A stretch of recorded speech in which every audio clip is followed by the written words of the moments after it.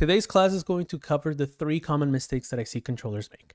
There's a lot of things that controllers tend to do, and generally when it comes to ranked, a lot of players tend to fill the controller role. So I see a lot of these mistakes a lot more often, and the mistakes themselves aren't necessarily a decision that you are making, but one that you aren't. We're going to be covering 3 things that you should be incorporating into your playstyle as a controller, and you're going to notice that a lot of these controller plays mainly tie into not just defense, but into orb smokes. So pay attention to that when we're looking into the content. So the first thing that we're going to look at is we're going to be obviously looking at the first 3 mistakes. Like the 3 mistakes themselves are going to be in relation to how you hold angles, in relation to how you hold chokes. So just be very mindful of that content itself. So the first mistake, we're going to be talking a little bit about how you should be smoking. Okay. Everybody is already semi-aware of how smokes work. So when we're looking at smokes, we're always looking at this smoke right here. And this is what we like to call maybe something like a flush smoke, an on smoke, whatever you really want to look into. The way that the smoke works is simply if you put it flush to an angle, you're essentially not giving an opponent much leeway in kind of how they're peeking out or how much space they have to really take an area. So if you really just do this, you're going to be fine. And most of the time, I'd say 95% of the time, you're going to be correct in using this smoke. However, if you do something like the one over here on the right, where you're giving them a little bit of a chance to play around an area, maybe for example, give them natural cover, you're doing the smoke wrong. Now, these are mistakes that you tend to see with people that are inexperienced with smokes or they just picked up the class, right? These are things that you're going to see. However, the one thing that I don't see them do is pick up this little smoke right here.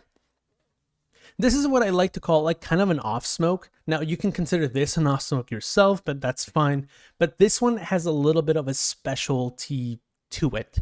And let me just develop on that.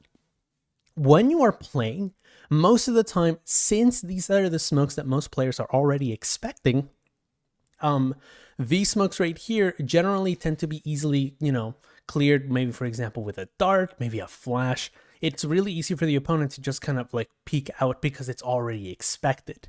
However, when you use something like this, the opponent is then led into a false sense of security simply because they think that they have a lot more room to work with. I can peek the left side, I can peek the right side. It's really useful for a lot of attackers to see the smoke. This is why you see these things on maybe, for example, Haven. The smoke will be peeking out a little bit when you're trying to just kind of flash out of it, right? These smokes over here tend to be really useful in terms of an attacker's point of view, just simply because they have these extra angles to peek from.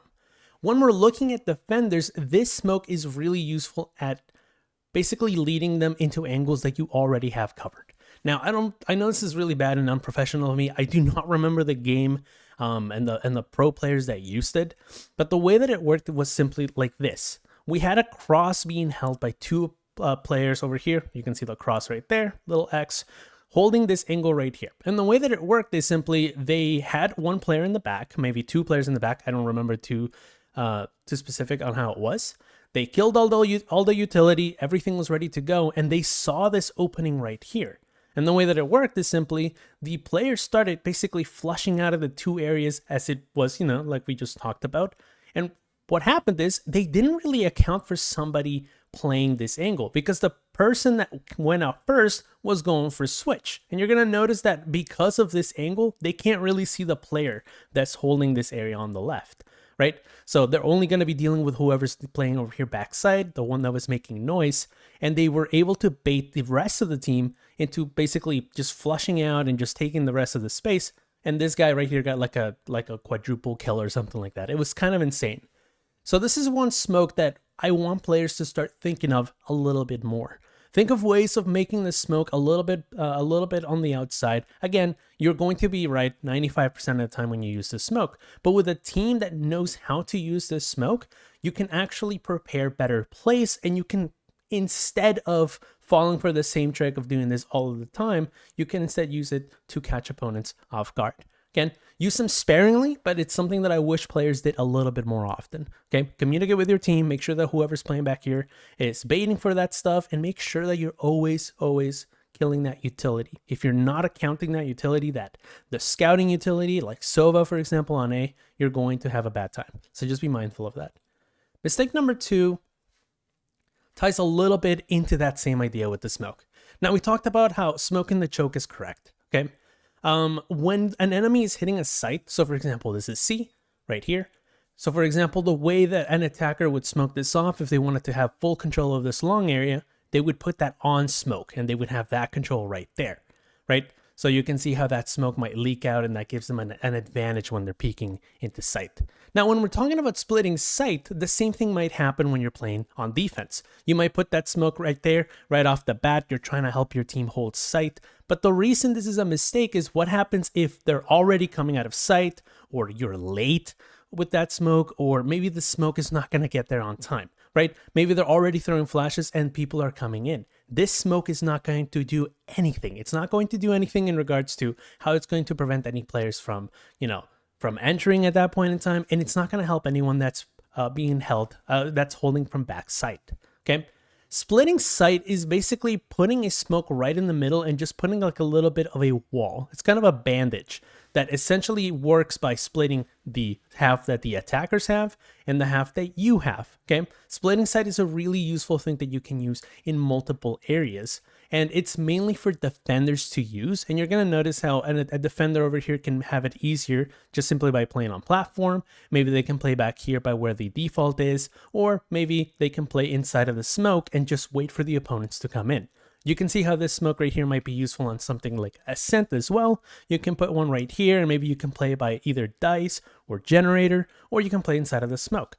Using these split smokes is a really good way of holding a site when you're having a really hard time stopping them by the choke. If you don't have anything like mollies, if you don't have trips, you can use this smoke right here to prevent enemies from taking more space than they already would. Because again, a controller is going to be smoking these main chokes, so they don't really have any more reinforcements. But again, this is where this smoke right here prevents them from taking any more space.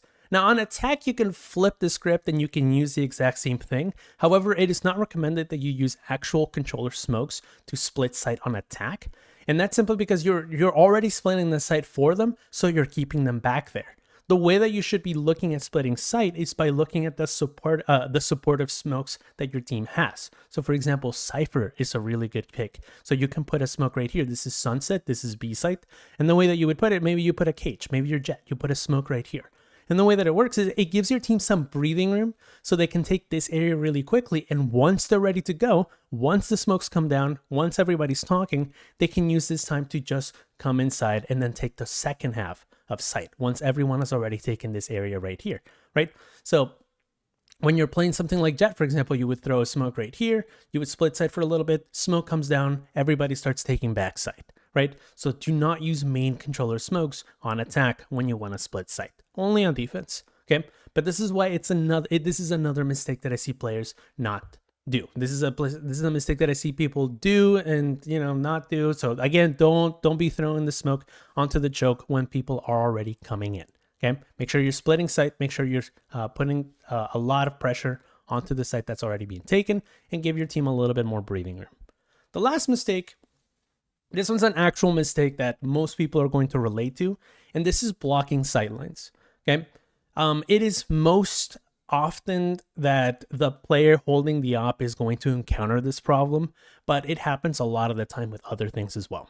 So the way that it works with blocking sightlines, in order for you to avoid this mistake, you have to do two things. Number one, you have to be very wary of your minimap. So look at those vision cones, look at where they're looking, and make sure you're communicating. This is number two. Make sure you're communicating on what smoke you're going to throw, where they're at, what they're going to try to hold, right? Because what's going to happen is, at its most basic, blocking a sightline is something as simple as someone holding an op angle, and then the second that they hear noise, the controller is going to go, oh, I'm going to help you. And then they immediately block off that sightline. You're going to see right here that the chamber no longer has the range to be able to use this op right here. Maybe you're playing over here by mid, over here on Ascent. You have a really good angle, you can catch them off guard. Oh, you're playing mid, let me smoke that for you. Notice how they lost full control of that area, right? This is the most common example, I should mention, of people blocking sightlines with smokes. They think that they're helping their team by giving them a smoke. Maybe they're doing it in very common angles where they would help the team, but they're not really thinking about where the angle is being held. The most popular one that I see is blocking heaven smokes. So over here, you're going to notice that Reyna is in a really good position right here to catch any opponents that are ready to retake. But what the Omen's going to do is he's playing main and he's like, oh, I have my smoke back. I'm going to throw it over here on Heaven because it's really easy for, for me to think about that Heaven smoke. And what's going to happen is you're going to notice that Reyna no longer has that really advantageous angle. They are now out of position, right? You can say, oh, well, they can still get the kill and everything's going to be fine. And you'd be sort of right, but you're going to notice that they no longer have the advantage. Now it's just a matter of whether they get flashed or whether they manage to get the flick on time, because this is a more dangerous angle and now they have less time to retreat. Whereas over here, they have the time to take the shot and then leave and reposition. This is a lot more dangerous. Be very mindful of when you're blocking sightlines, okay? So this is basically the way that you should be looking at it. Mistake number one, make sure that you're not only throwing flush smokes. Make sure you're paying attention to what type of smoke you are using, okay? So a lot of the times you can find different variations to the smokes so you can have easier holds. Mistake number two, it's going to be making sure that you're splitting sight, as throwing a choke smoke is not going to be the only way to hold a sight, especially when the enemy team is already coming in. And last but not least, blocking sightlines. Be very wary when you're blocking these sightlines, as you can actually hinder your team just by throwing a smoke that you think is good, but you're not looking at the minimap. Okay, so that out of the way, we're going to call it right here. We're going to call the class. We're going to start an open forum for anyone that has any questions about the game.